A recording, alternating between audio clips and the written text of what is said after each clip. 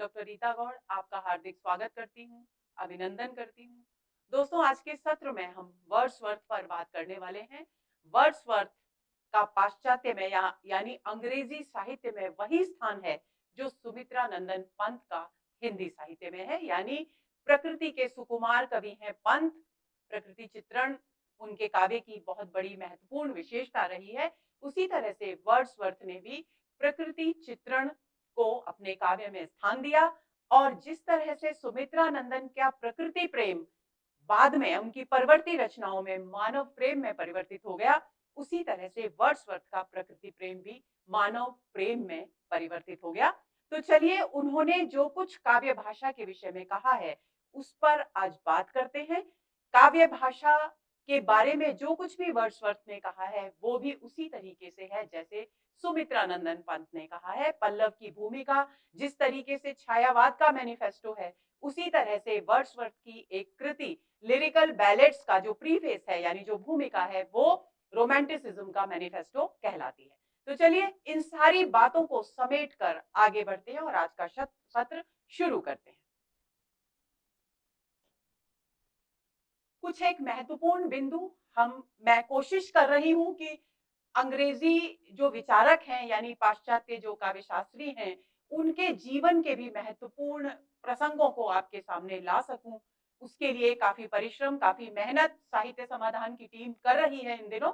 तो ताकि आप ज्यादा से ज्यादा जानकारी आप तक पहुंचे और आप किसी भी सिद्धांत के मर्म को अच्छी तरह से हृदयंगम कर सकें। तो वर्ड्सवर्थ के बारे में कुछ एक बातें जो जाननी चाहिए हमें, वो है कि इनका जन्म 7 अप्रैल 1770 को इंग्लैंड, यूनाइटेड किंगडम और इंग्लैंड एक ही बात है। वहां पर एक स्थान है कॉकर माउथ, वहां जो कि कंबरलैंड नामक प्रांत में स्थित है, वहां पर हुआ। और उत्तर पश्चिम, ये दोनों भाग कहाँ है? उत्तर पश्चिमी इंग्लैंड में है। और इंग्लैंड का जो उत्तर पश्चिमी क्षेत्र है वो प्रकृति सौंदर्य से भरपूर है। इस बात को मैंने विशेष तौर पर यहाँ पर लिखा है ताकि आप समझ लें कि हमें ये समझ लेना चाहिए कि कोई भी कवि जिस तरह के परिवेश में जन्म लेता है, जिस तरह के परिवेश में उसका पालन पोषण होता है, वो परिस्थितियां, वो परिवेश उसके व्यक्तित्व पर, उसकी रचनात्मक प्रतिभा पर स्थायी प्रभाव डालता ही है। तो क्योंकि उन बचपन से वो एक बहुत ही सुंदर प्राकृतिक सौंदर्य वाले क्षेत्र में पलकर बड़े हुए, यही कारण है कि प्रकृति के प्रति उनका प्रेम बचपन से ही उत्पन्न हो गया और वही उनके काव्य में भी, उनकी कविताओं में भी अभिव्यक्त हुआ। इनका निधन 23 अप्रैल 1850 को यूनाइटेड किंगडम और इंग्लैंड एक ही बात है, वहां पर हुआ। बचपन से ही ये अध्ययनशील थे, यानी प्रकृति अध्ययन के प्रति, अलग अलग पुस्तकें पढ़ने के प्रति इनकी विशेष रुचि थी। दो इनकी खास व्यक्तित्व की विशेषताएं थी जिनके कारण इनकी रचनात्मक प्रतिभा उभर कर सामने आई। पहली बात अध्ययनशीलता और दूसरी बात प्रकृति के प्रति बहुत अधिक संवेदनशील वे जीवन भर रहे। तो यही कारण है कि उन्होंने जो काव्य भाषा का सिद्धांत दिया जिसे हम पढ़ेंगे, आप देखेंगे कि उनके अध्ययनशील होने से क्या प्रभाव पड़ता है व्यक्तित्व पर, वो चिंतनशील हो जाता है। तो ये चिंतनशीलता उनके काव्य भाषा सिद्धांत में और प्रकृति के प्रति प्रेम उनके काव्य भाषा सिद्धांत में स्पष्ट रूप से दिखाई देता है। पेनरिथ लंकाशायर के ग्रामर स्कूल और कैम्ब्रिज के सेंट जॉन्स कॉलेज से इन्होंने शिक्षा प्राप्त की, यानी इनकी प्रारंभिक शिक्षा पहले पेनरिथ में हुई। उसके बाद पहले वे एक बहुत ही साधारण से स्थानीय स्कूल में पढ़ते थे, उसके बाद पेनरिथ में पढ़े, उसके बाद लंकाशायर के ग्रामर स्कूल में इनका एडमिशन हुआ और उसके बाद कैम्ब्रिज के सेंट जॉन्स कॉलेज से उन्होंने उच्चतम शिक्षा प्राप्त की। इन्हें ग्राम्य प्रकृति और सादा जीवन प्रिय था। इस बात को रेखांकित कर रही हूं मैं, क्यों प्रिय थी ग्राम्य प्रकृति और क्यों प्रिय था सादा जीवन, क्योंकि ये प्रारंभ से, बचपन से ही ग्रामीण परिवेश में यानी आंचलिक परिवेश में प्रकृति की गोद में पलकर बड़े हुए थे। और जो लोग प्रकृति की गोद में पलकर बड़े होते हैं उन्हें सादगी विशेष रूप से पसंद होती है, क्योंकि वे सारी नैसर्गिक प्राकृतिक चीजों को देखते हैं, उनके साथ खुलकर बड़े होते हैं, उनके साथ पलते हैं, उनके साथ अपना अपना तादात्म्य स्थापित करते हैं। इसलिए इन्हें ग्रामीण प्रकृति का मतलब गांव की प्रकृति से नहीं है, बल्कि प्रकृति का मूल रूप जहां पर अभी कृत्रिमता आई ही नहीं है, ऐसी प्रकृति और जीवन की सादगी जो विज्ञान से, आज के आडंबरों से पूरी तरह से मुक्त है, ऐसा ऐसा जीवन इन्हें प्रिय था। फ्रांस, इटली और स्विट्जरलैंड, स्विट्जरलैंड में भी खास तौर से आल्प्स पर्वत स्विट्जरलैंड में है, तो आल्प्स पर्वत की पद यात्रा, पैदल यात्रा की इन्होंने, क्योंकि प्रकृति प्रेमी थे, तो प्रकृति के इन क्षेत्रों में घूम घूमकर उन्होंने प्रकृति को बहुत नजदीक से देखा, उनके के सौंदर्य को अपने भीतर महसूस किया और वे बहुत गहराई से इन सब सुंदर दृश्यों से प्रभावित हुए। परिणाम क्या हुआ? परिणाम ये हुआ कि उनकी रचनात्मक अभिव्यक्ति का मार्ग प्रशस्त हुआ, उनकी रचनात्मक प्रतिभा उभर करके सामने आई। यानी एक बात आपको ध्यान में रखनी है कि वर्ड्सवर्थ की रचनात्मक प्रतिभा को उभारने में, उसे अभिव्यक्ति के मार्ग तक लाने में, अभिव्यक्ति के बिंदु तक लाने में प्रकृति का विशेष बहुत बड़ा हाथ रहा। वे एक स्वच्छंदतावादी कवि थे। स्वच्छंदतावादी कवि कौन होते हैं?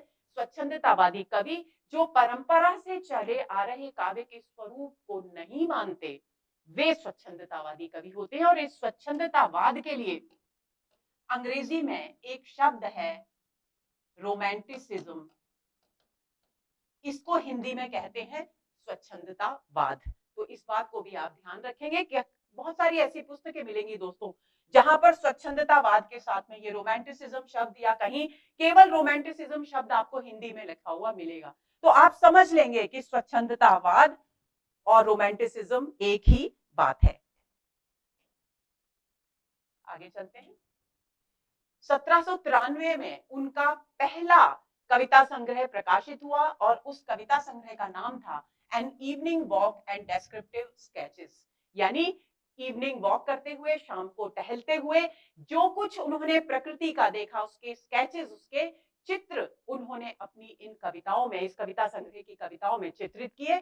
1795 में ये बहुत ही उनके जीवन की महत्वपूर्ण घटना, और मैं कहूंगी कि अंग्रेजी साहित्य के इतिहास की बहुत महत्वपूर्ण घटना हुई कि 1795 में उनकी मुलाकात सैमुअल टेलर कॉलरिज से हुई। और कॉलरिज का सिद्धांत भी हम आगे पढ़ेंगे। तो आप देख लीजिए कि वे किस तरीके से ये दोनों साहित्यकार, ये दोनों साहित्यालोचक किस प्रकार एक दूसरे के निकट आए और कैसे वे एक दूसरे के बातों के समर्थक बन गए, उनके मतों के समर्थक बन गए, लेकिन बाद में उनके मत विभिन्न रास्तों पर चले गए। तो कॉलरिज से उनकी मुलाकात हुई और शीघ्र ही वे दोनों अच्छे मित्र बन गए। परिणाम क्या हुआ इस मित्रता का? इस मित्रता का परिणाम हुआ कि 1798 ईस्वी में इन दोनों ने एक संयुक्त कविता संग्रह प्रकाशित किया, और यही वो कविता संग्रह है दोस्तों, द लिरिकल बैलेड्स, जो कि इस सारे काव्य भाषा सिद्धांत की मूल जड़ है। तो इसको उन्होंने प्रकाशित किया। ये एक कविता संग्रह था, संयुक्त कविता संग्रह था, जिसमें वर्ड्सवर्थ की भी कविताएं थी, जिसमें कॉलरिज की भी कविताएं थी, और इसका प्रकाशन वर्ष आपको भूलना नहीं है, इस नाम को आपको भूलना नहीं है। 1798 प्रकाशन वर्ष, संयुक्त कविता संग्रह, कॉलरिज के साथ मिलकर के वर्ड्सवर्थ ने इसमें अपनी कविताएं प्रकाशित की, और द लिरिकल बैलेड्स इस कविता संग्रह का नाम था। और इस कविता संग्रह की जो भूमिका है वही मैनिफेस्टो ऑफ रोमांटिसिज्म कहलाती है। इस बात को आपको भूलना नहीं है। द लिरिकल बैलेड्स के ये जो इनकी कविता इनका जो कविता संग्रह था द लिरिकल बैलेड्स, इसके क्रमशः 4 संस्करण प्रकाशित हुए। पहला 1798 में, दूसरा 1800 में, तीसरा 1802 में और चौथा 1815 में। वर्ड्सवर्थ ने 1798 का जो पहला संस्करण था उसकी भूमिका लिखी, जो कि मैनिफेस्टो कहलाती है, और उस भूमिका का नाम क्या दिया? एडवर्टाइजमेंट उस भूमिका का नाम था। इसको भी आपको ध्यान में रखना है। इस भूमिका ने, जो लिरिकल बैलेड्स की ये भूमिका है 1798 के संस्करण की, इस भूमिका ने उस समय के काव्य जगत में हलचल मचा दी। क्यों मचा दी? क्योंकि परंपरा से काव्य का जो स्वरूप था, काव्य की भाषा का जो स्वरूप था, उन सारी मान्यताओं को सिरे से खारिज कर दिया। किसने? वर्ड्सवर्थ ने। उन्होंने नई और सरल और सहज भाषा के प्रयोग पर बल दिया। उन्होंने जीवन के निकट कविता को जाने की बात की। तो वो सारी बातें जो पहले से परंपरा से जो कविता का, साहित्य का स्वरूप चला आ रहा था, उससे बिल्कुल विपरीत दिशा में जाती थी। यही कारण है कि जो पूर्ववर्ती इनके साहित्यकार थे, जो पुरानी परंपरागत रूप में काव्य सृजन कर रहे थे, उनके मन में बहुत हलचल हुई क्योंकि पुरानी मान्यताओं को एक सिरे से खारिज कर दिया था वर्ड्सवर्थ ने।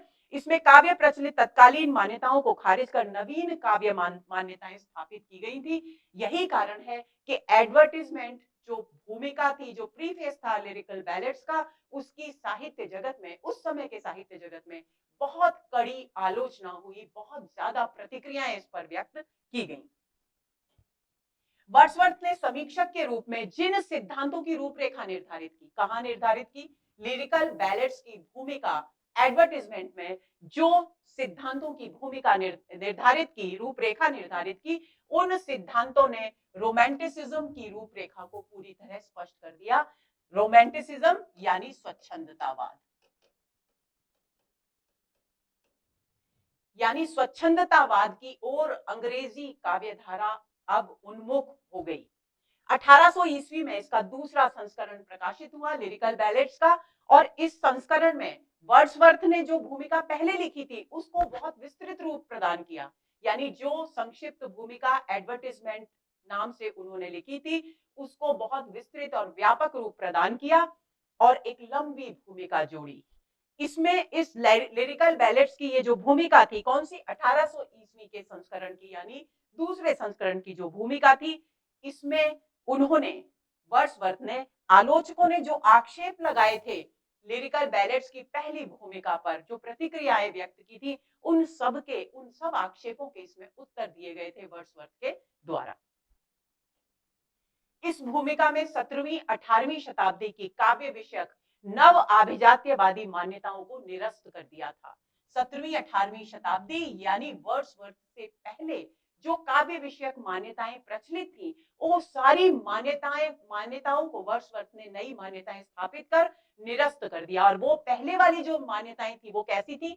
नव अभिजात्यवादी। नव अभिजात्यवादी का मतलब है कि ऐसी मान्यताएं जिनका सामान्य आम जिंदगी से कोई लेना देना ही नहीं हो, एक ऐसा काव्य जो ऐसे चित्रण करे, ऐसे चित्र प्रस्तुत करे, ऐसे विषयों पर रचा जाए जो आम जिंदगी से संबंधित ना हो, केवल अभिजात वर्ग की जिंदगी से संबंधित हो, जहां ऐसी भाषा का प्रयोग हो जो आम जिंदगी की समझ में आने वाली ना हो। यानी साहित्य इस समय तक आम जिंदगी से दूर था। जो स्थिति हिंदी साहित्य में थी, जैसे रीतिकाल में चमत्कार प्रदर्शन के लिए भी काव्य लिखा जा रहा था, काव्य में जनजीवन की पीड़ा का कहीं कोई चित्रण नहीं था, तो ऐसी वही स्थिति अंग्रेजी साहित्य में इस समय थी। यानी वर्ड्सवर्थ जिस समय हुए उस समय थी, और साहित्य जनजीवन से पूरी तरह से दूर था। और वर्ड्सवर्थ क्या चाहते थे?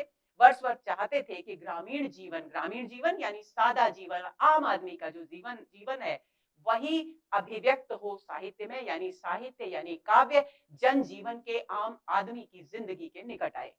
अंग्रेजी साहित्य में इसे मैनिफेस्टो ऑफ रोमांटिसिज्म कहा जाता है। तो मैं कई बार आपको पहले ही बता चुकी, किसको कहा जाता है?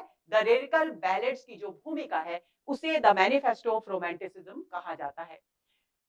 वर्ड्सवर्थ और कॉलरिज ने अंग्रेजी साहित्य में स्वच्छंदतावाद का सूत्रपात किया। स्वच्छंदतावाद का अंग्रेजी साहित्य में सूत्रपात किसने किया? वर्ड्सवर्थ और कॉलरिज ने किया। किसके माध्यम से किया?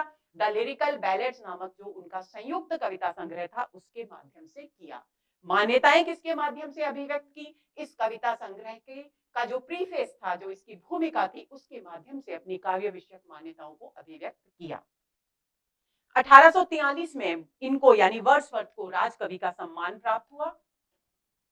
ये सदैव एक चिंतनशील, क्योंकि हमने पहले पढ़ा कि वे अध्ययनशील थे बचपन से ही, तो अध्ययनशीलता की परिणति चिंतनशीलता में भी होती है। जितना ज्यादा व्यक्ति अध्ययन करता है उतना ही वो अलग अलग विषयों पर सोचता है और उसके ज्ञान की दिशाएं, उसके ज्ञान के आयाम बढ़ते हैं, विस्तार होता है। ये सदैव एक चिंतनशील व्यक्ति रहे तथा कालांतर में इनका प्रकृति प्रेम मानव प्रेम में परिवर्तित हो गया। ये बात मैं आपको बता चुकी। ये सादी, बायरन, शैली, कीट्स, ये सब जो अंग्रेजी के कवि थे, उन सब अंग्रेजी कवियों के समकालीन थे वर्ड्सवर्थ। 1805 में उन्होंने पहली अपनी आत्मकथात्मक कविता, ध्यान देंगे, पहले जो कविता संग्रह था वो रोमांटिसिज्म का मैनिफेस्टो था, लेकिन 1805 में उन्होंने पहली आत्मकथात्मक कविता लिखी और उस कविता का नाम था द प्रिल्यूड। और उनकी योजना थी कि वे इसका उत्तरार्ध यानी द रिक्लूज भी लिखेंगे, लेकिन वे ऐसा कर नहीं सके। अब बात आती है वर्ड्सवर्थ के काव्य भाषा सिद्धांत की। तो वर्ड्सवर्थ के काव्य भाषा सिद्धांत के बारे में बेटा बच्चों 2-3 बातें आपको ध्यान में रखनी है। क्या बातें ध्यान में रखनी है? पहली बात तो ये ध्यान में रखनी है कि उन्होंने एक ऐसी काव्य भाषा का समर्थन किया जो आम आदमी की जिंदगी के बिल्कुल निकट हो, क्योंकि वो काव्य में उन्हीं विषयों को उठाना चाहते थे, उन्हीं विषयों को चित्रित करना चाहते थे, तो जनजीवन से, आम आदमी की जिंदगी से जुड़े हुए हों। तो ऐसी स्थिति में विषय के अनुकूल, भाव के अनुकूल एक सहज और स्वाभाविक साधारण भाषा, जिसमें सबसे ज्यादा प्रबल रूप में अपनी भावनाओं को अभिव्यक्त करने की क्षमता होती है, एक ऐसी भाषा का समर्थन किया वर्ड्सवर्थ ने। ये मूल बात है उनके काव्य भाषा सिद्धांत की, और उसी को विस्तार से यहाँ हम उसकी चर्चा करने जा रहे हैं। तो वर्ड्सवर्थ के काव्य भाषा संबंधी विचार प्रीफेस टू लिरिकल बैलेट्स, यानी लिरिकल बैलेट्स जो उनकी किताब है, जो कविता संग्रह है उनका पहला, उसके प्रीफेस में यानी उसकी भूमिका में काव्य भाषा संबंधी विचार अभिव्यक्त हुए हैं। इस बिंदु को आपको भूलना नहीं है। मूलतः यह भूमिका कॉलरिज को लिखनी थी, यानी ऐसा दोनों मित्रों के बीच में तय हुआ था कि संकलन कविताओं का वर्ड्सवर्थ करेंगे और भूमिका कॉलरिज लिखेंगे। लेकिन कॉलरिज का जीवन बहुत ही अस्त व्यस्ततापूर्ण था, इसलिए वे समय पर इस भूमिका को नहीं लिख सके। परिणाम ये हुआ कि इस भूमिका को वर्ड्सवर्थ को ही लिखना पड़ा। वर्ड्सवर्थ और कॉलरिज के समान विचारों और मान्यताओं को लेकर अपनी काव्य यात्रा प्रारंभ की थी, यानी जब दोनों ने साथ साथ अपनी काव्य यात्रा प्रारंभ की और द लिरिकल बैलेट्स में संयुक्त कविताएं प्रकाशित की, उस समय उनके विचार एक जैसे थे, यानी समान विचारों के समर्थक थे वे दोनों। लेकिन बाद में कॉलरिज वर्ड्सवर्थ के उन विचारों से असहमत हो गए जिन विचारों से पहले वे सहमत हुआ करते थे। यही कारण है कि कॉलरिज ने 1817 ईस्वी में अपनी एक पुस्तक प्रकाशित की जिसका नाम था बायोग्राफिया लिटरेरिया, और इस बायोग्राफिया लिटरेरिया में वर्ड्सवर्थ की जो काव्य विषयक मान्यताएं थी उनका जोरदार खंडन किया। वर्ड्सवर्थ के जितने भी विचार थे काव्य के संबंध में, उन सबका जोरदार खंडन किया। कौन से विचार थे? जिन विचारों से कॉलरिज पहले सहमत थे लेकिन बाद में असहमत हो गए, उन्हीं का खंडन किया बायोग्राफिया लिटरेरिया में कॉलरिज ने। आगे चले। सर्वप्रथम वर्ड्सवर्थ ने साहित्य में मनोविज्ञान के सह संबंध के सिद्धांत को, यानी साहित्य में मनोविज्ञान और साहित्य का गहरा संबंध है, इस सिद्धांत की स्थापना अंग्रेजी साहित्य में सबसे पहले वर्ड्सवर्थ ने की। 1802 में प्रकाशित तीसरा संस्करण द लिरिकल बैलेट्स का तीसरा संस्करण 1802 में प्रकाशित हुआ, और उसमें उन्होंने विस्तार से इस बात की चर्चा की कि कवि किसे कहते हैं, यानी उनकी दृष्टि में कवि को कैसे परिभाषित किया जाए, इस पर भी उन्होंने तीसरे संस्करण की भूमिका में अपने विचार व्यक्त किए। और जो कुछ उन्होंने वहां उस भूमिका में कहा उसका निचोड़ इन बिंदुओं के रूप में हम यहाँ समझेंगे। तो उन्होंने सबसे पहली बात क्या कही कि कवि साधारण मनुष्यों की अपेक्षा अधिक संवेदनशील और कोमल होता है, यानी उनकी दृष्टि में कवि कौन था वर्ड्सवर्थ की दृष्टि में? जो अन्य सामान्य व्यक्तियों की तुलना में अधिक संवेदनशील हो, कोमल हृदय वाला हो, वही कवि होता है। क्यों संवेदनशील और कोमल होना जरूरी है? क्योंकि जितना संवेदनशील होगा, जितना कोमल होगा व्यक्ति, उतना ही वो दूसरे के सुख दुख, दूसरी की घटनाओं, आसपास के परिवेश की घटनाओं के साथ अपनी एकात्मकता स्थापित कर सकेगा और उन्हें अभिव्यक्त कर सकेगा। इसलिए सबसे पहली विशेषता कवि की जो उन्होंने मानी, दूसरों की अपेक्षा अधिक संवेदनशील और कोमल हृदय होना। दूसरा बिंदु, उसे मानव और मानवेतर प्रकृति का अधिक ज्ञान होता है तथा उसकी चेतना में वस्तुओं के निरीक्षण और ग्रहण की अधिक क्षमता होती है। दूसरी बात कवि की क्या विशेषता मानी कि जिस तरह से आम आदमी अपने परिवेश को देखता है, क्योंकि वो उतना संवेदनशील नहीं होता, कवि बहुत गहराई से निरीक्षण करता है, बहुत बारीकी से अपने परिवेश को, अपने आसपास घट रही घटनाओं को और अपने संपर्क में आने वाले मनुष्यों के व्यक्तित्व का बहुत बारीकी से निरीक्षण करता है और उससे बहुत कुछ ग्रहण करता है हृदय में। क्योंकि यही ग्रहण की प्रक्रिया, यही ग्रहण जो किया जाता है, यही बाद में उसकी रचना का, उसकी कृति का आधार बनते हैं, विषय वस्तु बनते हैं। अगर आम आदमी भी निरीक्षक इतना सूक्ष्म दृष्टि वाला हो, इतना ग्रहण करने वाला हो, तो संसार में सभी लोग कवि हो जाएं।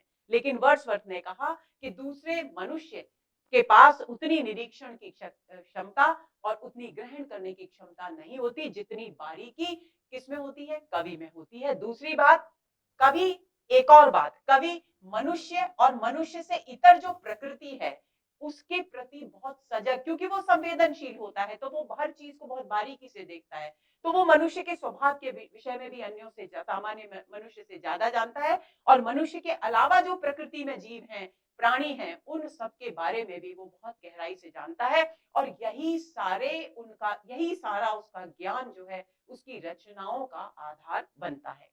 तीसरा बिंदु, वह अपनी भावनाओं से स्वयं भी आह्लादित होता है और दूसरों को भी आह्लादित करने में समर्थ होता है।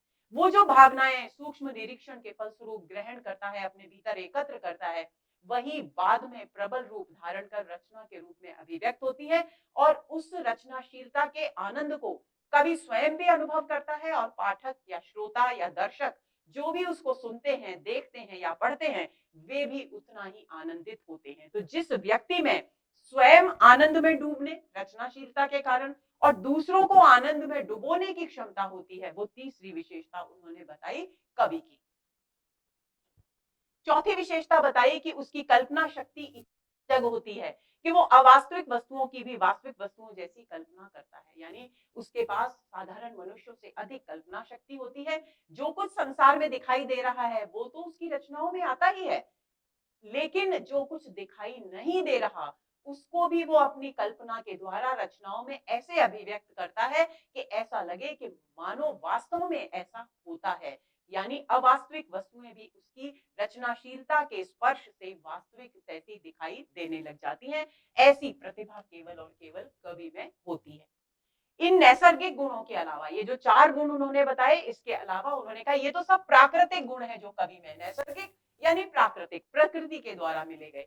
ये नैसर्गिक गुणों के अतिरिक्त वो निरंतर अभ्यास से कुछ ऐसी विशेषताएं भी अपने व्यक्तित्व में उत्पन्न कर सकता है जिसमें वो बिना उत्तेजना के विचारों और अनुभवों को अपने भीतर उत्पन्न करता है और अभिव्यक्त करने की क्षमता उसमें उत्पन्न हो जाती है। देखिए, इस बिंदु को अच्छी तरह से समझ। इसमें कहने का मतलब इस बिंदु का ये है कि कोई भी रचनाकार जब रचना करता है तो परिवेश से कोई विषय ग्रहण करता है, वो विषय उस इतना प्रबल रूप उसके हृदय में धारण कर लेता है कि वो भावनाओं का प्रबल आवेग उसके व्यक्तित्व में उत्तेजना के रूप में दिखाई देता है, और उस वही उत्तेजना जब शांत होकर, आगे हम पढ़ेंगे इसको, जब शांत होकर रचनाशीलता की प्रक्रिया में परिवर्तित होती है तो रचना के रूप में हमारे सामने आती है।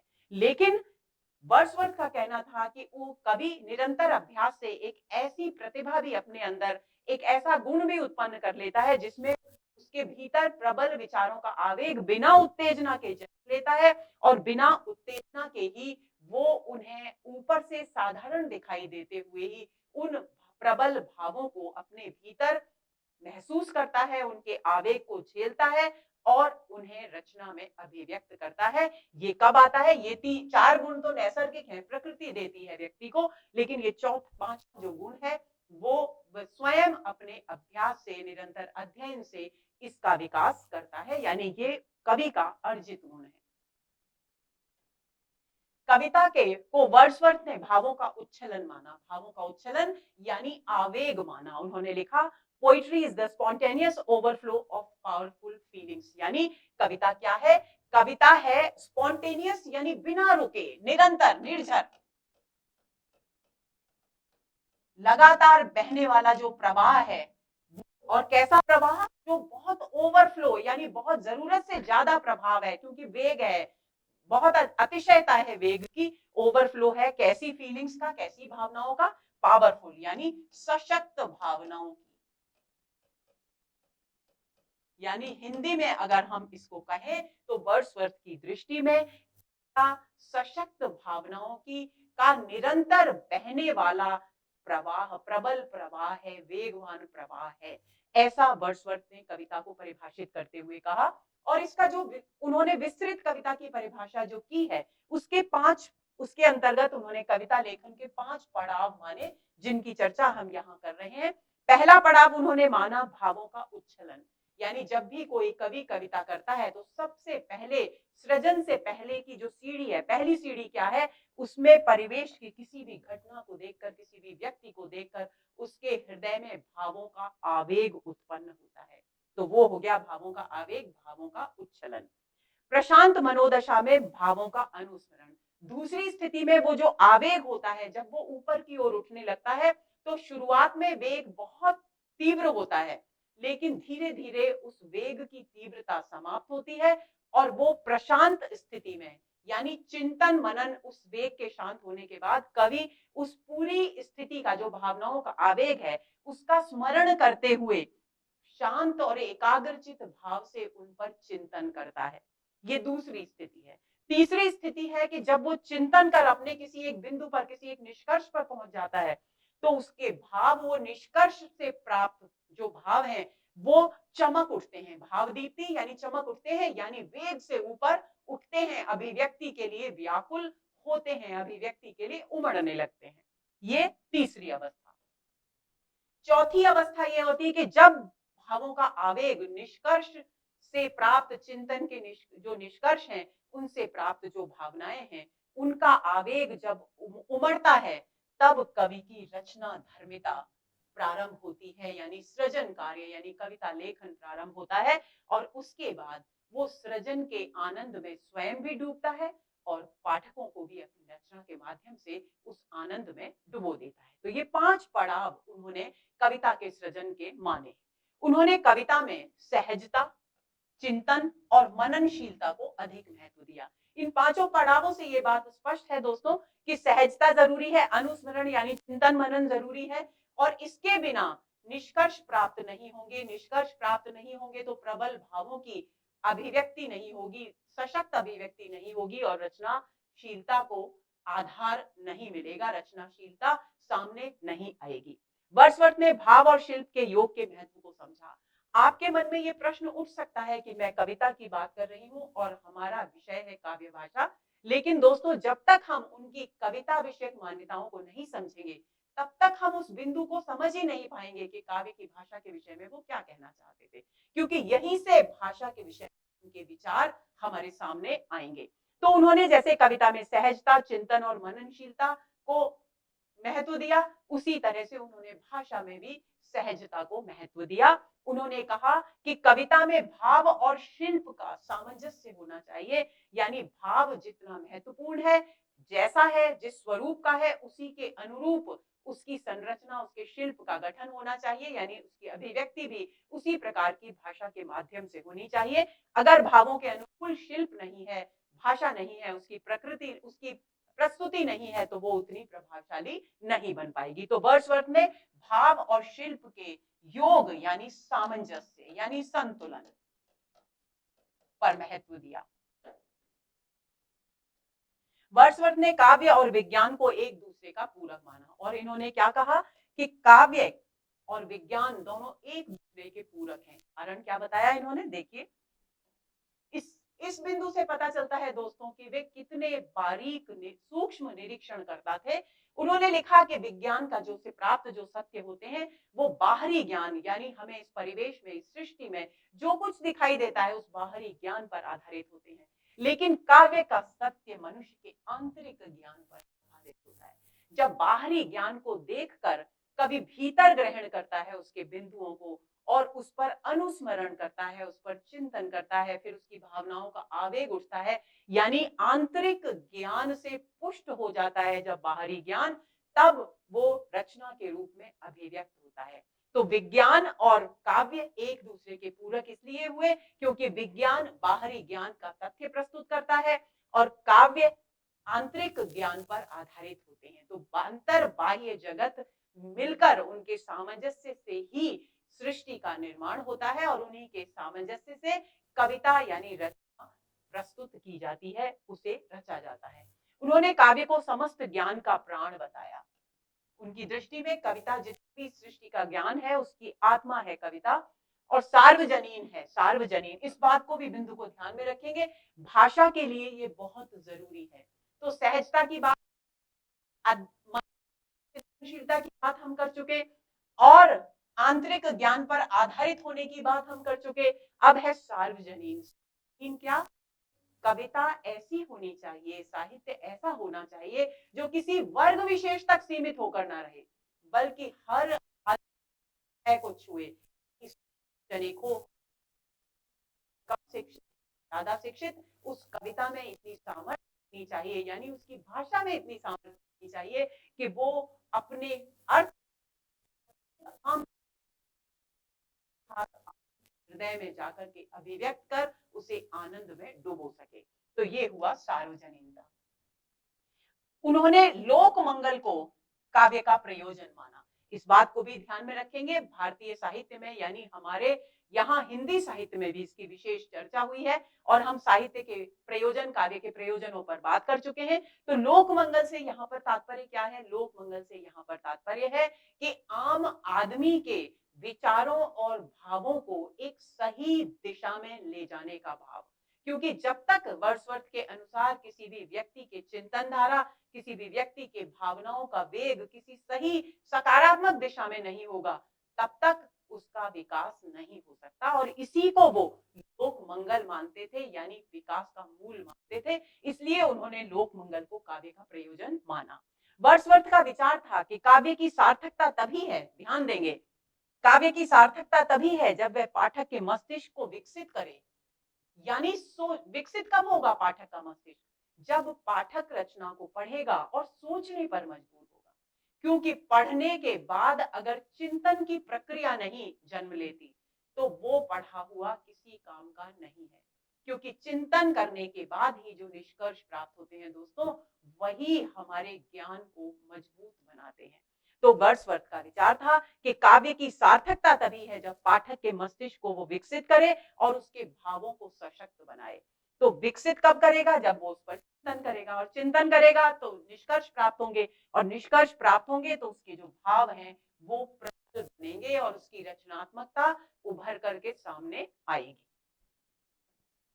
वर्ड्सवर्थ ने युगीन साहित्य पर दृष्टिपात कर उसके निम्न स्तर को अनुभव कर लिरिकल बैलेट्स की भूमिका में लिखा। यानी उन्होंने महसूस किया, हमने पढ़ा दोस्तों कि जैसे ही उन्होंने लिरिकल बैलेट्स की भूमिका एडवर्टाइजमेंट प्रकाशित की, वैसे ही सारे साहित्य जगत में हलचल मच गई। क्योंकि उन्होंने नव आभिजात्यवादी जो साहित्यिक प्रवृत्ति थी, उन पर कुठाराघात किया था, उन पर चोट की थी और उन्हें निरस्त कर दिया था। यही कारण है कि उन्होंने महसूस किया कि आज के उस समय के उनके युग में जो साहित्य लिखा जा रहा है, वो साहित्य बहुत ही नीचे गिर चुका है। साहित्य को तो बहुत ऊपर उठा हुआ होना चाहिए, और ऊपर उठा हुआ साहित्य वो होगा जो आम से आम और खास से खास व्यक्ति के हृदय को स्पर्श करने की क्षमता रखता हो। इसलिए उन्होंने महसूस किया कि उस समय जो भी साहित्य लिखा जा रहा है, वो इस प्रकार की मानदंडों पर, मूल्यों पर खरा नहीं उतरता। तो उनकी दृष्टि में उस समय निम्न स्तर वाला साहित्य लिखा जा रहा था, और उसी को अभिव्यक्त, उसके संबंध में अपने विचार अभिव्यक्त करते हुए उन्होंने लिरिकल बैलेट्स की भूमिका में लिखा। क्या लिखा? शेक्सपियर और मिल्टन जैसे महान साहित्यकारों की कृतियों की उपेक्षा की जा रही है, ये उन्होंने महसूस किया।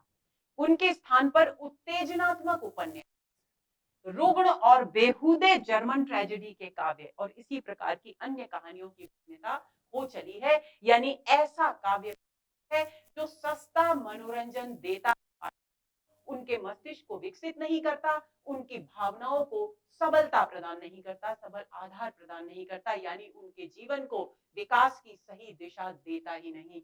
तो ऐसा साहित्य उनकी दृष्टि में बिल्कुल बेकार साहित्य था। इसलिए उन्होंने इस प्रकार के साहित्य का विरोध किया और एक श्रेष्ठ, उत्कृष्ट सार्वजनीन साहित्य की रचना का आदर्श सामने प्रस्तुत किया। वर्ड्सवर्थ ने काव्य भाषा के, अब बात आती है, देखिए काव्य के विषय में जो मान्यताएं थी, उन्हीं से काव्य की भाषा के संबंध में मान्यताएं निकलकर सामने आएंगी। तो वर्ड्सवर्थ ने काव्य भाषा के विषय में क्या कहा? उन्होंने कहा हिज एम, ये ब्रैकेट में, यानी हिज एम, किसका एम, किसका लक्ष्य? कवि का लक्ष्य was to choose incidents and situations from common life। यानी कवि का लक्ष्य क्या होना चाहिए कि वो इंसिडेंट यानी घटनाएं कहां से चुने? कहां से चुने? कॉमन लाइफ, आम आदमी की जिंदगी से घटनाएं चुने, सिचुएशन, परिस्थितियां चुने।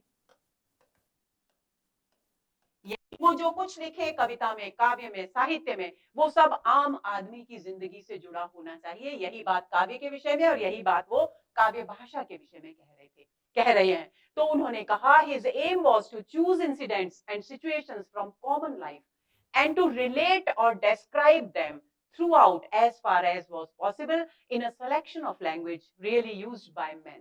और आगे वो क्या कहते हैं कि यहां से घटनाएं चुने आम आदमी की जिंदगी से और उनको उसी के परिप्रेक्ष्य में, उसी आम आदमी की जिंदगी के संदर्भ में उनसे जोड़ते हुए उनका वर्णन करे। और जहां तक संभव हो वर्णन कैसी भाषा में करे, एक ऐसी भाषा का सिलेक्शन करे, एक ऐसी भाषा का चुनाव करे जो उस आम आदमी के द्वारा यूज की जाती हो, इस्तेमाल की जाती हो। यानी भाषा के विषय में उनका आधार क्या था, आम जिंदगी से घटनाएं ली जाए, आम आदमी की भाषा में अभिव्यक्त की जाए और उनको आम आदमी की जिंदगी के परिप्रेक्ष्य में ही प्रस्तुत किया जाए। यानी काव्य को क्योंकि वो सार्वजनीन मानते थे, इसलिए भाषा भी कैसी चाहते थे, सार्वजनीन, यानी सबकी समझ में आने वाली। ये जो यहाँ पर बिंदु है सिलेक्शन ऑफ लैंग्वेज, इसको बेटा ध्यान रखेंगे आप लोग, क्योंकि सिलेक्शन ऑफ लैंग्वेज को हम आगे और विस्तार से, इसका मतलब क्या था वर्ड्सवर्थ का सिलेक्शन ऑफ लैंग्वेज कहने का, इसको हम बहुत ध्यान से आगे समझेंगे। आगे भी लिखते हैं and eight the same time to throw over them a certain coloring of imagination whereby ordinary things should be presented to the mind in an unusual aspect। अब क्या कहते हैं कि आम आदमी की भाषा में प्रस्तुति की जाए उन घटनाओं की, लेकिन इसके साथ ही एट द सेम टाइम और इसी समय क्या किया जाए कवि के द्वारा, to throw over them a certain colouring of imagination, यानी कल्पना, कल्पना के रंग से उसको, थोड़ी सी कल्पना के रंग से उसको इस तरह प्रस्तुत किया जाए कि वो ऑर्डिनरी, जो साधारण थिंग्स हैं, ऑर्डिनरी थिंग्स यानी जो साधारण चीजें हैं, साधारण घटनाएं हैं, वे कैसी लगे, असाधारण लगे। इस तरह से उनको अभिव्यक्त किया जाए। अब इसका हिंदी रूपांतर देखते हैं। अर्थात कविता का प्रमुख उद्देश्य है साधारण जीवन से घटनाएं और स्थितियों का चयन करना, मनुष्य द्वारा वास्तविक रूप में प्रयुक्त भाषा में उन्हें प्रस्तुत करना और उन पर कल्पना का ऐसा रंग चढ़ाना जिसके द्वारा साधारण वस्तुएं अपने असाधारण रूप में मन के सम्मुख प्रस्तुत हो जाएं। किसके मन के सम्मुख, पाठक के मन के सम्मुख। यानी हर व्यक्ति उसमें कहीं एक तथ्य को हृदयंगम कर सके, अपने हृदय में समझ सके और उसके आनंद का भागीदार बन सके। इससे भी अधिक महत्वपूर्ण उद्देश्य इन घटनाओं और स्थितियों के चित्रण में क्या होना चाहिए, मानवीय प्रकृति के मौलिक नियमों का वास्तविक रूप में उद्घाटन करते हुए उन्हें सुंदर बनाना है। यानी कल्पना के, एक तरफ तो वर्ड्सवर्थ कहते हैं कि कल्पना के रंग से उनको इतना सुंदर बनाया जाए कि वे साधारण घटनाएं असाधारण प्रतीत हो, लेकिन वो कल्पना का रंग इतना न चढ़े कि मानवीय प्रकृति को ही हम भुला दें। यानी जब भी हम किसी घटना का वर्णन करें, कवि किसी घटना का वर्णन करे, तो उस स्थिति में एक आम व्यक्ति, एक साधारण व्यक्ति किस तरह से अपनी प्रतिक्रिया व्यक्त करेगा, उस प्रतिक्रिया को ध्यान में रख करके ही उस पर कल्पना का रंग चढ़ाएं, यानी उसकी स्वाभाविकता समाप्त न होने पाए। यानी भाषा भी कैसी होनी चाहिए, साधारण, सहज, भाव के अनुकूल, विषय के अनुकूल, घटना के अनुकूल और मनुष्य की प्रकृति के अनुकूल। इन सारे बिंदुओं को ध्यान में आपको रखना है। वर्ड्सवर्थ के इस कथन से प्रमुख रूप से चार बातें स्पष्ट होती हैं। कौन सी चार बातें? पहली बात, साधारण जीवन से घटनाओं और स्थितियों का चुनाव करना चाहिए। इसकी चर्चा हम कर चुके कि आम आदमी की जो जिंदगी है उसी से जुड़ी हुई घटनाओं को काव्य में प्रस्तुत किया जाना चाहिए। दूसरा, मनुष्यों की वास्तविक भाषा में उन्हें प्रस्तुत किया जाना चाहिए, यानी आम आदमी की भाषा में विचारों की अभिव्यक्ति। तीसरी बात, उन्हें कल्पना के रंग में इस प्रकार रंगना कि वे साधारण होकर भी नई और असाधारण प्रतीत हों। और चौथी बात, मानवीय प्रकृति मौलिक नियमों के उद्घाटन द्वारा उन घटनाओं और स्थितियों को आनंद बनाना, क्योंकि जब तक वो घटनाएं हर व्यक्ति को, पढ़ने वाले को अपनी जिंदगी से जुड़ी हुई नहीं लगेंगी, तब तक वो उनके आनंद में डूब नहीं सकेगा। ये मान्यता थी वर्ड्सवर्थ की। इसलिए उन्होंने ये तो कहा कि कल्पना का थोड़ा रंग होना चाहिए ताकि वे साधारण घटनाएं असाधारण, लेकिन इसके साथ उस विश्व में कोई एक आम आदमी किस तरह की प्रतिक्रिया व्यक्त करेगा, किस तरह की भाषा का प्रयोग करेगा, कैसे अपने भावों को अभिव्यक्त करेगा, उस मनुष्य की उस प्रकृति को आधारभूत को ध्यान में रखते हुए उनकी अभिव्यक्ति की जानी चाहिए ताकि वे अधिक से अधिक अपने पाठकों को आनंद में डुबो। इन चारों बिंदुओं में दूसरा बिंदु जो है वर्ड्सवर्थ की काव्य भाषा सिद्धांत को हमारे सामने लाता है। हालांकि सारी बातें जो हैं वो कहीं ना कहीं किसी न किसी मोड़ पर काव्य भाषा से ही जुड़ जाती हैं वर्ड्सवर्थ की। जहां तक वर्ड्सवर्थ के काव्य भाषा विषयक विचारों का प्रश्न है वे अत्यंत स्पष्ट हैं। 18वीं शताब्दी के अंत में ड्राइडन आदि कवियों द्वारा मान्य और प्रचलित काव्य शैली पर्याप्त रूढ़ और अनुपयोगी हो गई थी, जिसकी मैंने चर्चा की कि उस समय जो भी साहित्य लिखा जा रहा था बहुत सस्ता और हल्का लिखा जा रहा था और केवल अभिजात्य वर्ग के अनुसार लिखा जा रहा था, आम आदमी की भाषा में नहीं लिखा जा रहा था, यानी जनजीवन से दूर था साहित्य। तो काव्यशैली प्रचलित काव्यशैली जो थी वो रूढ़ और अनुपयोगी हो गई थी। वर्ड्सवर्थ को भाषा शैली की ये स्थिति स्वीकार नहीं थी और इसी स्थिति का उन्होंने विरोध किया। उन्हें तो परंपरागत शैली कैसी लगती थी? विकृत, कृत्रिम, बोझिल और भावशून्य लगती थी, क्योंकि उस शैली में, उस परंपरागत शैली में एक आम आदमी के हृदय को स्पंदित करने की क्षमता नहीं थी, उसमें आनंद का स्रोत जगाने की क्षमता नहीं थी। तो इसलिए वो शैली उनकी दृष्टि में विकृत थी, कृत्रिम, बनावटी थी, बोझिल थी, नीरस और भावों से रहित थी। वर्ड्सवर्थ मानते थे कि भाव तीव्रता के क्षणों में काव्य भाषा में जो अलंकृति आ जाती है वह सहज, ग्राह्य और आकर्षक होती है। यानी जब भावों का आवेग होता है उस समय भाव क्योंकि आवेग में होते हैं, उस समय भाषा में जो स्वाभाविक रूप से सौंदर्य आता है वो सौंदर्य बहुत सहज, ग्रहण करने योग्य और उसके प्रभाव को बढ़ाने वाला होता है।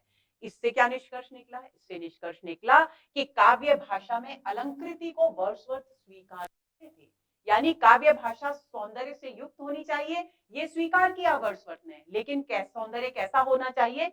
सहज होना चाहिए, ग्रहण करने योग्य होना चाहिए और सुंदर होना चाहिए। ऐसा होना चाहिए जिससे व्यक्ति आनंद, आम आदमी आनंद प्राप्त करके, इतना ज्यादा अलंकारों के साथ सज्जा के बोझ से दबी हुई भाषा न हो कि भाषा के मर्म तक आम आदमी पहुंच ही न सके, उसके कथ्य को अपने भीतर महसूस ही न कर सके।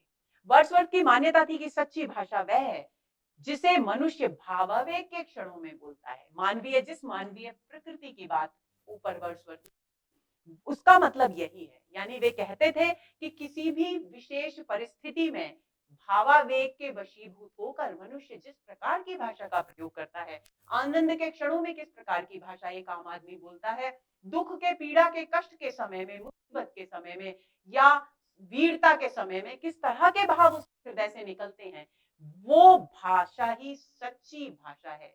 यानी भाषा को भाव और प्रसंग के अनुकूल और मानवीय प्रकृति के अनुकूल, सबसे बड़ी बात जो वर्ड्सवर्थ की काव्य भाषा की है कि उन्होंने जोर दिया कि भाषा को मानवीय प्रकृति के अनुकूल होना चाहिए। और इस मानवीय प्रकृति से उनका अर्थ क्या है?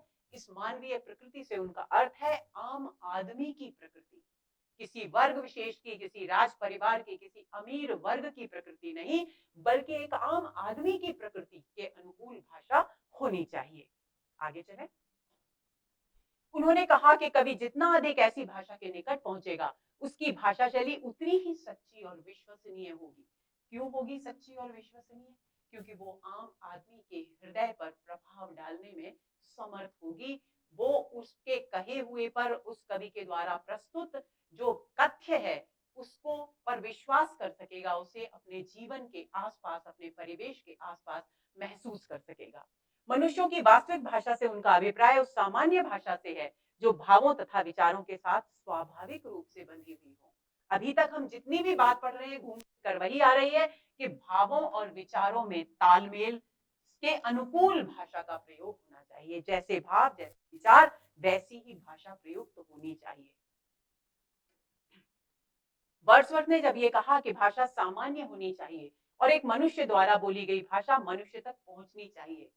देखिए, जो बात मैं कह रही हूं कि एक आम आदमी के हृदय पर देने वाली भाषा होनी चाहिए, ताकि वो कविता के मर्म को अपने हृदय में महसूस कर सके। तो यहाँ जब वे कहते हैं कि एक भाषा ऐसी होनी चाहिए जो एक मनुष्य के द्वारा बोली जाए और दूसरे मनुष्य तक वो पहुंचे।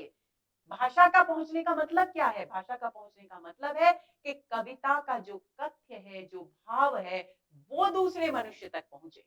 तो उनका तात्पर्य ये था कि भाषा में सहजता, कल्पना का रंग, भावावेग और विशिष्टता आनी चाहिए। ये सारी भाषा में विशेषताएं वो मानते थे कि ऐसी होनी चाहिए भाषा, जिससे भाषा का प्रत्येक शब्द और शब्द में छिपा हुआ अर्थ पाठक की चेतना में प्रविष्ट हो सके। और पाठक कौन?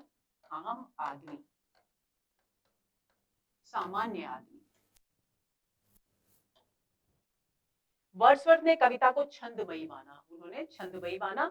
वे मानते थे कि छंद के कारण ही कवि को एक विशेष प्रकार की भाषा का प्रयोग करना पड़ता है। दोस्तों, जिस तरह से हमारे यहाँ हिंदी में, संस्कृत में छंद होते हैं, उसी तरह से वहां अंग्रेजी साहित्य में भी छंद होते हैं, अलग अलग प्रकार के।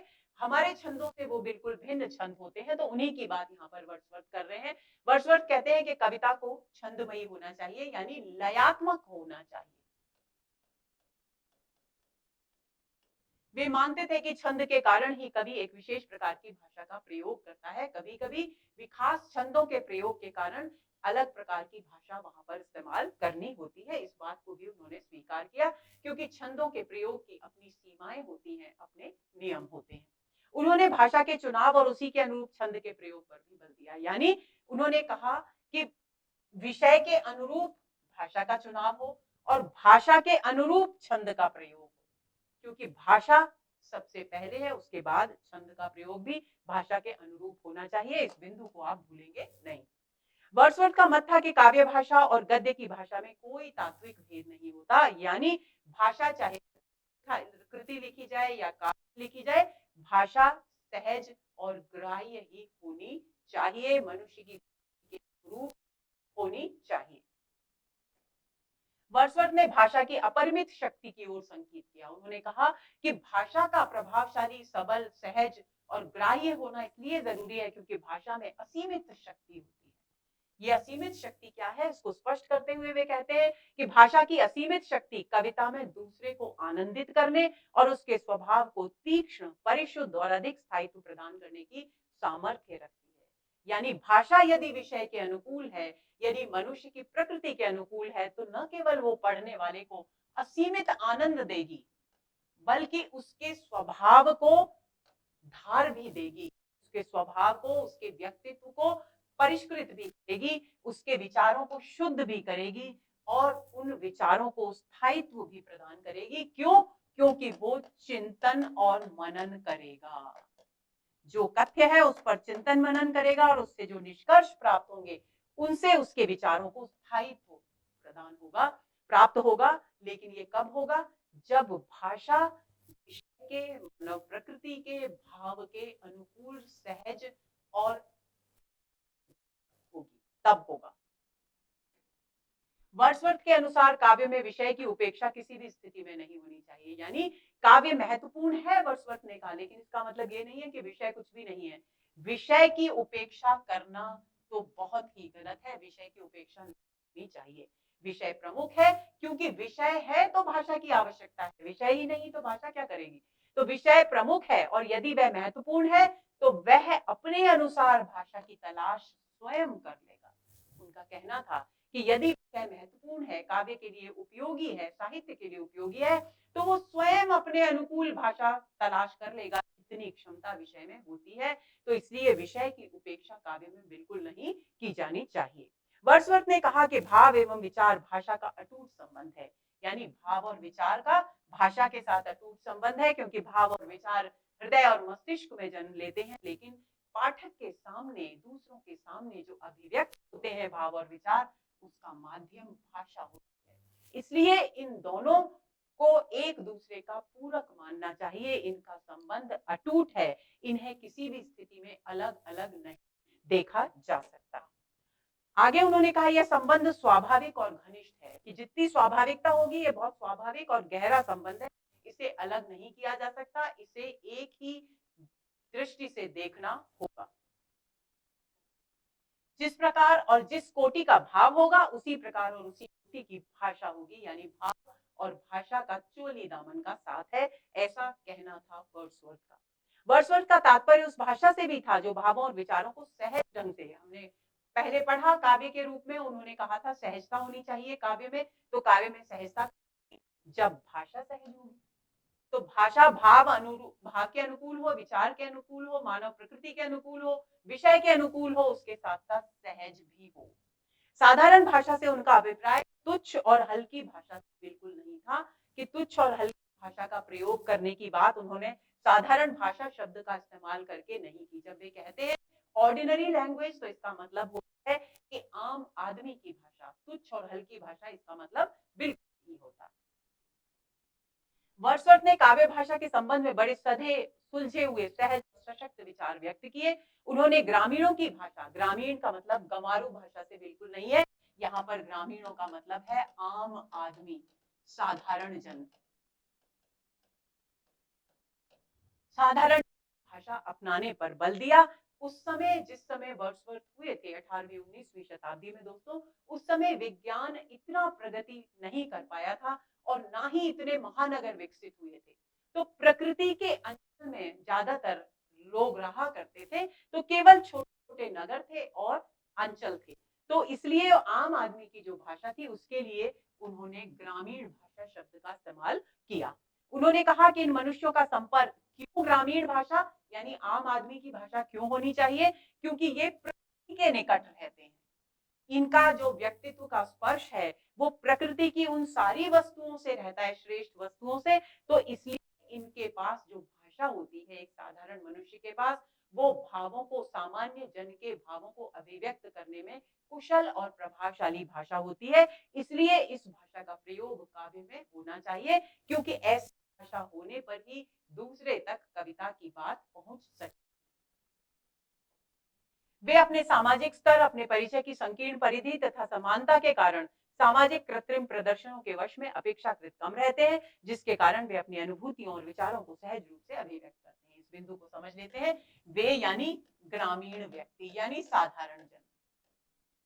उनका कहना था इनकी भाषा अधिक उपयोगी क्यों है काव्य के लिए, क्योंकि ये सामाजिक स्तर और अपने परिचय के कारण, इनका जो परिचय क्षेत्र होता है वो सीमित होता है, और उनके परिचय क्षेत्र में कोई बड़ा कोई छोटा नहीं होता, बल्कि सब एक ही जैसे स्तर के होते हैं। एक ही जैसा उनका बौद्धिक स्तर होता है, एक ही जैसा उनका भौतिक स्तर होता है, एक ही जैसा उनका रहन सहन होता है। तो समानता के कारण इनके जीवन पर कृत्रिमता, दिखावा और प्रदर्शन की जो प्रवृत्ति है उसका प्रभाव नहीं होता। इसलिए ये जो बोलते हैं वो प्राकृतिक और नैसर्गिक भाषा होती है।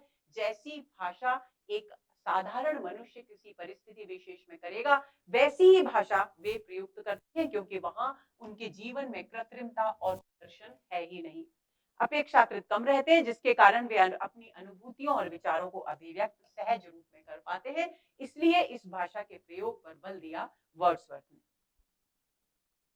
उनके अनुसार बार बार के अनुभवों और नियमित अनुभूतियों से उत्पन्न होने वाली यह भाषा कवियों द्वारा निर्मित समृद्ध भाषा की अपेक्षा अधिक स्थायी और दार्शनिक भाषा होती है। उनका कहना था क्योंकि वे बार बार इन अनुभवों से गुजरते हैं, जिन अनुभवों को, क्योंकि आम आदमी के जीवन से विषय लेकर के कविताएं लिखने की बात कर रहे हैं वर्ड्सवर्थ, तो कह रहे हैं कि जब उनके जीवन से जुड़े हुए विषयों को यहाँ उठाया जाएगा तो उनके अनुभव उन विषयों के संबंध में विस्तृत हैं और बार बार उन्होंने प्राप्त किए हैं। तो ऐसी स्थिति में जो भाषा उस विशेष संदर्भ में वो बोलेंगे, वो भाषा काव्य के लिए उस संदर्भ विशेष में बहुत ज्यादा उपयोगी होगी।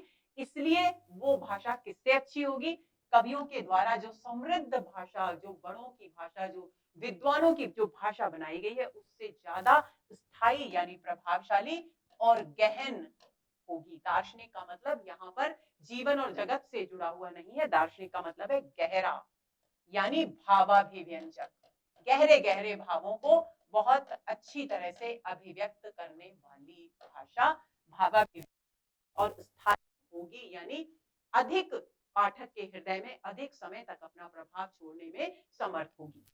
जनसाधारण की भाषा से वर्ड्सवर्थ का अभिप्राय ग्राम्य भाषा से नहीं, यहाँ उन्होंने स्पष्ट कर दिया कि गांव भाषा से नहीं, अपितु सहज और काव्य के उपयुक्त शब्दों से युक्त भाषा से है। यानी सहज और साधारण भाषा, भाव गर्भित भाषा, जो साधारण भावों को, जो सहजता से झरने की तरह से कवि के हृदय से उमड़ते हैं, उन भावों को अपने भीतर समेट कर दूसरे मनुष्यों के हृदय तक पहुंचा सके, ऐसी भाषा का समर्थन किया वर्ड्सवर्थ ने।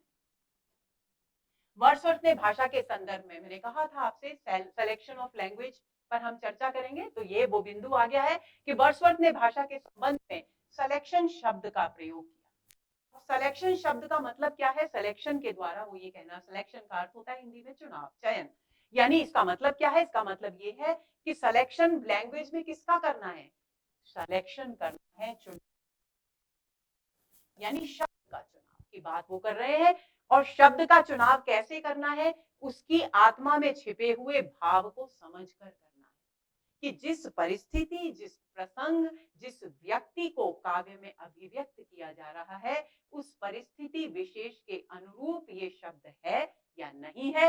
इसमें निहित जो भाव है वो उस परिस्थिति विशेष जो काव्य में चित्रित की जा रही है, उसके अनुकूल अर्थ को प्रभावशाली ढंग से अभिव्यक्त करता है या नहीं करता। इस बात को ध्यान में रखकर, यानी शब्द की आत्मा में छिपे हुए भाव को ध्यान में रखकर शब्द का चुनाव करना है। यानी वर्ड्सवर्थ जब सिलेक्शन ऑफ लैंग्वेज की बात करते हैं, तब उनका मतलब शब्द के चुनाव से होता है, जो परिस्थिति विशेष जो वर्णित की जा रही है काव्य में, उसके अर्थ को अभिव्यक्त करने में समर्थ हो। जब ऐसा चुनाव हो जाएगा, यानी जब ऐसे शब्दों का चुनाव हो जाएगा, तब भाषा साधारण और सहज होते हुए भी काव्य भाषा बन जाएगी। भाषा सीधी और आडंबरहीन होनी चाहिए ताकि वह पाठक के हृदय पर अच्छा प्रभाव डाल सके। जो भाषा पाठक के हृदय में अरुचि और वितृष्णा पैदा करती है, वह काव्य भाषा नहीं हो सकती। इसी भाव को व्यक्त करने के लिए उन्होंने ये कहा कि भाषा हृदय के तीव्र आवेग को अभिव्यक्त करने में सक्षम होनी चाहिए। तीव्र आवेग की बात क्यों करते हैं वर्ड्सवर्थ? इसलिए करते हैं क्योंकि उनके अनुसार poetry is a spontaneous overflow of feelings, powerful feelings. तो स्पॉन्टेनियस ओवरफ्लो का मतलब क्या है? हृदय के भावनाओं का तीव्र आवेग। इसलिए वो भाषा को तीव्र, क्योंकि तीव्र आवेग ही रचना को जन्म देता है, रचना धर्मिता को जन्म देता है। तो उस स्थिति में भाषा में उस हृदय के तीव्र आवेग को अभिव्यक्त करने की क्षमता होनी चाहिए। दोस्तों, ये हुआ हमारा आज का सत्र। उम्मीद करती हूँ कि सत्र बहुत ही रोचक और आनंददायक रहा होगा, क्योंकि ये बातें जो कुछ भी वर्ड्सवर्थ ने कही, हम जब कभी भी किसी कृति पर, किसी काव्य कृति पर या किसी गद्य कृति पर बात करते हैं, तो हम कहीं ना कहीं प्रत्यक्ष और अप्रत्यक्ष रूप से इन सारे बिंदुओं की चर्चा करते ही हैं।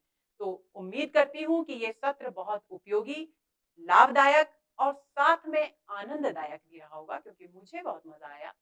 अगले सत्र के इंतजार में रहिए। नमस्कार।